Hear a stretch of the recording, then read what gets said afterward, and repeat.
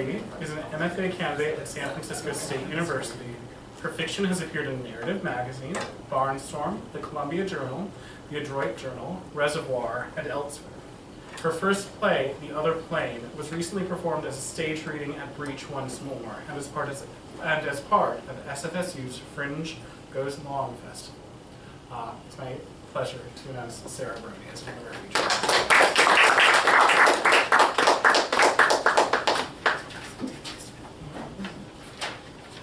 Hey guys. So after much deliberation, I've decided to write a novel for my MFA thesis, which I'm doing next semester. So I'm going to read the first 9 pages today. Okay. When my landlady went deaf, I enrolled in a sign language class at San Francisco City College, wanting someone to talk to. My older brother, who lived with me, had gone to prison, and I was lonely. My landlady's name was Ludmilla, and she spoke loudly now, her voice a raspy boom, her Russian accent thick. Her bluish hair curled around her face like a weird space helmet. I only knew finger spelling so far. Our conversations were slow and halting, but I liked her.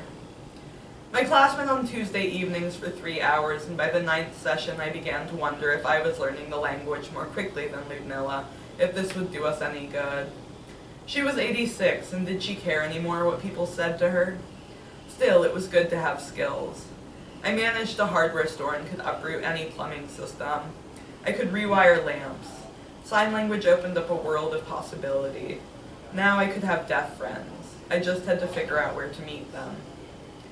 Let's go in a circle and share something new in our lives, the teacher Rachel signed. She was doing it for real, not finger spelling, and I felt thrilled to understand her. She was my age, in her early 40s, and I thought she was cute. Slender with sharp features, her hair long and dark, flecked with gray. I wish sometimes that we were in a class for blind people learning Braille so that she would touch my hands. Simon, she signed. You start. My heart jumped.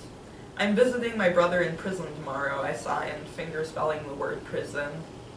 Rachel arched her eyebrows, made 2 V's with her fingers, and crossed them to form a cage. This is prison, she said aloud, and signed, Your brother is in prison? I nodded. Wow, Rachel signed. That's weird. To sign weird, she held a clawed hand before her face. I had learned it the week before. I was getting good at sign language. After my turn passed, immersed in the gentle silence, I watched the others speak. Ted's son had won a soccer tournament with his team. Marcy had gone to the beach on a warm, sunny day. Early the next morning, I drove to Daly City to pick up my nephew at his mother's house. Walter answered the door wearing Nike sneakers and a t-shirt with the Nintendo logo. He was sandy blonde and freckled, tall for 13, and bounced on his heels. He jammed his hand into his pocket and drew out a crumpled paper airplane, which he smoothed and handed to me. Is this for your dad? I asked. It's for you. Hey, thanks. I aimed the paper airplane at the street and thrust it into the air. It nosedived into the sidewalk. That sucked, Walter said. Are we going now?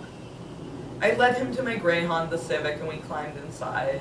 I started east along I-280 into the clamor of San Francisco, my unease mounting. I hadn't told Walter's mother that I was taking him to visit George and wondered if I should have. The small stucco houses of the outer mission staggered alongside us, and Walt pressed his nose to the fogged window, watching them pass.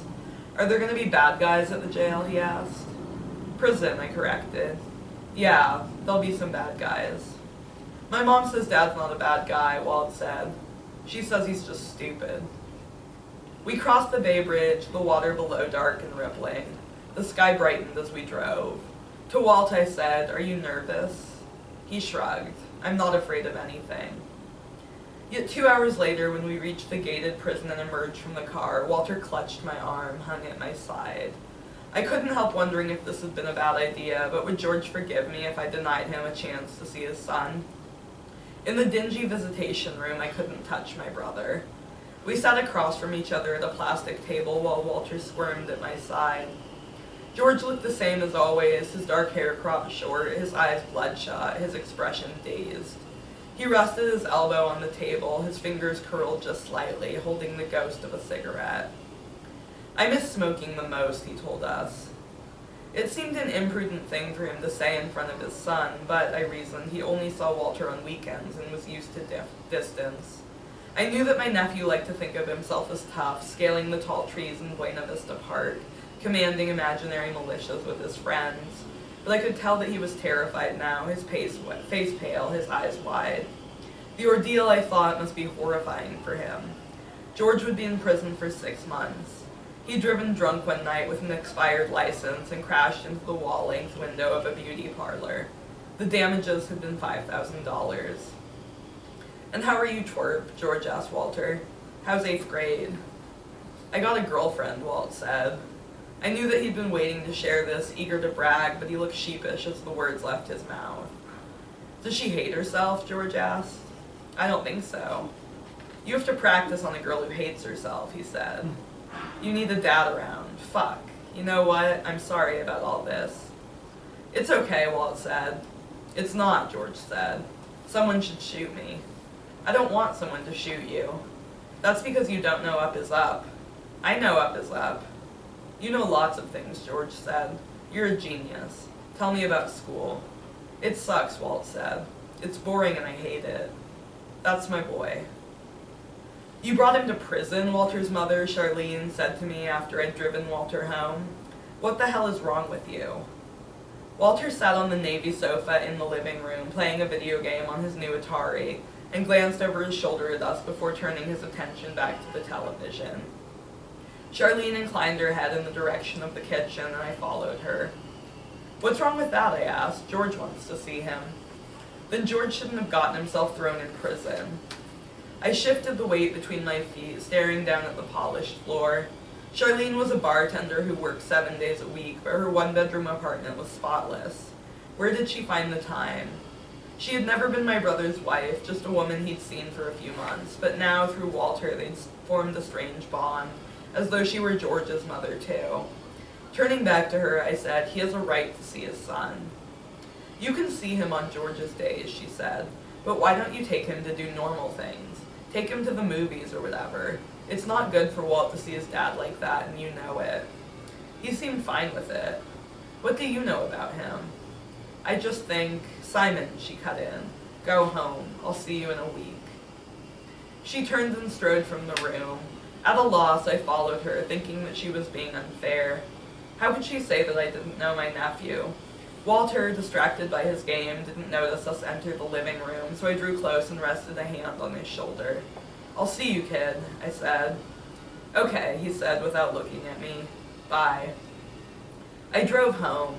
I had lived for 15 years in the same apartment, a third-story flat on Balboa Street, overlooking the gray, thrashing sea.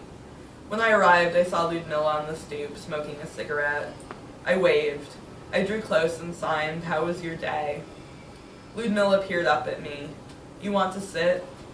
I joined her on the steps, angling myself so that she could watch my hands move. "My day was good," she said. "And yours?" "I saw my brother in prison," I signed. "You're going too fast," she said. "Do it slowly." I spelled out my words again, one letter at a time. "I hate this," she said. "No more music. I hate having to read everything people say to me. My English is no good. How is George?" "He's okay." I drew my pack of Camels from my coat pocket and lit a cigarette of my own, fingerspelling with my free hand. "But Charlene doesn't want me taking Walter to visit. I don't know how to feel about that." "What?" I began to sign my words again. "Simon," Ludmilla said, sounding sad. "I'm too tired to read. I'm sorry." On Tuesday at sign language class, I learned about aquatic animals. The sign for fish looked like a fish swimming underwater. For dolphin, you made a D with your dominant hand and waved it up and down across your arm. Marcy asked about how to sign otter, her favorite animal, and Rachel frowned.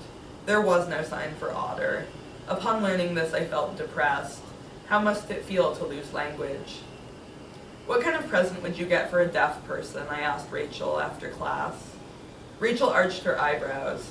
"The same kind of present you'd get for anyone else," she said. "Within reason. No tapes or records, of course. Who are you buying a present for?" "My landlady," I said. "It's really sad. She still plays Tchaikovsky on the stereo." "I love Tchaikovsky," Rachel said. "Do you like him?" I know his songs, I said. I listen to him through the floorboards every night. She patted my arm, making my heartbeat quicken. Why don't you get her flowers? Thanks, I said. I guess I'll do that. It was 9 o'clock, and I drove around for an hour looking for a shop that sold flowers late.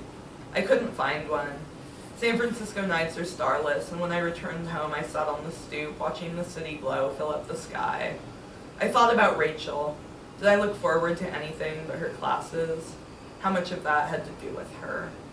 How am I doing on time? You're good on time. Okay, cool. One more section then.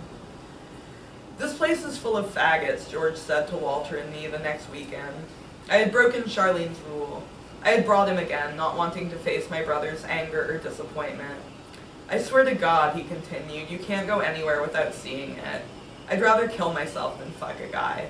I don't care how long you're here for. It's desperate, pathetic. God gave us hands for a reason. What? Walter said. Hands. George looked bemused. You don't know how to do that? Do what? He asked. Let's talk about something else, I suggested. George shrugged. To Walt, he said, how's your girlfriend? She's cool. Walt glanced around the room, distracted by the other prisoners who were tattooed and bearded, dressed in beige. One man wept into his hands while a woman stroked his wrists.